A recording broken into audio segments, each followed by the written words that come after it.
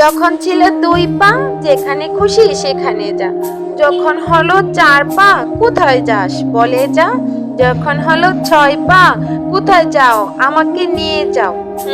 এটাই হলো আমাদের মেয়েদের জীবন।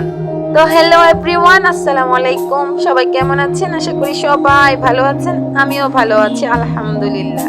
তো আজকে একটা নতুন ব্লগ শেয়ার করতে চলে আসলাম আপনাদের মাঝে। যখন সিঙ্গেল ছিলাম তখন যেখানে খুশি সেখানে যেতে পারতাম। যখন বিয়ে হয়ে গেল তখন স্বামীর পারমিশন ছাড়া কোথাও যাওয়া যায় না।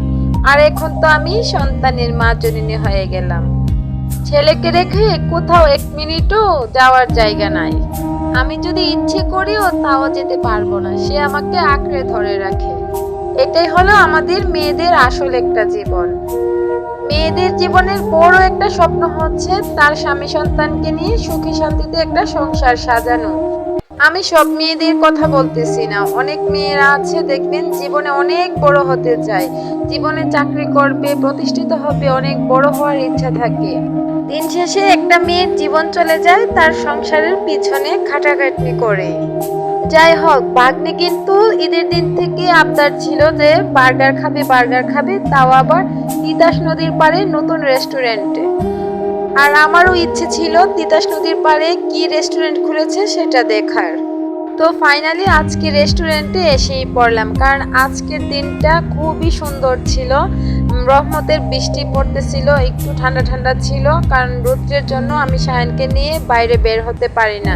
তার জন্য ভাবলাম যে আজকে আমার ভাগ্নির আবদার মিটিয়ে ফেলবো। তো ওইখানে যাওয়ার পর কিন্তু আমার একটা কথা ভীষণ মনে পড়তেছিল। আজকে থেকে 4 বছর আগে সায়নের বাবা ছিল আমার বেস্ট ফ্রেন্ড। তো ওনাকে নিয়ে আমি ওই জায়গায় ঘুরতে গিয়েছিলাম।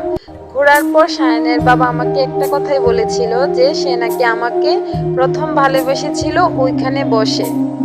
আমি কিন্তু সব ভুলে গেলেও আমার এই কথাটা আমি কোনোদিন ভুলবো না। রেস্টুরেন্টে যাওয়ার পর আমার ভীষণ মনে পড়তেছিল শুধু এই কথাটা, আর আমার সায়ানের বাবাকে খুব মনে পড়তেছিল।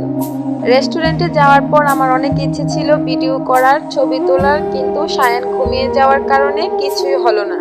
ইচ্ছে ছিল বাসার সবাইকে নিয়ে যাব, কিন্তু সবাইকে নেওয়া ইম্পসিবল, তাই শুধু একজনকে নিয়ে গিয়েছিলাম আর সবার জন্য পার্সেল নিয়ে আসছিলাম। তো আমি যখন বাইরে বের হয়েছি তখন বাইরের যে ভিউটা দেখে আরো অনেক ভালো লেগেছিল।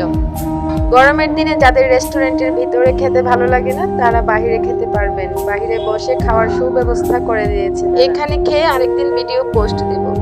তো আমরা খাওয়া দাওয়া শেষ করে বাসায় চলে আসলাম। বাসায় আসার পর বাসার সবাই বার্গার পেয়ে তো অনেক খুশি। আমাদের এই তিতাস নদীর পাড়ে রেস্টুরেন্টটা যদি সবার কাছে ভালো লেগে থাকে আপনারা আসবেন, খেয়ে যাবেন। আজকের মতো এই পর্যন্তই, আল্লাহ হাফেজ।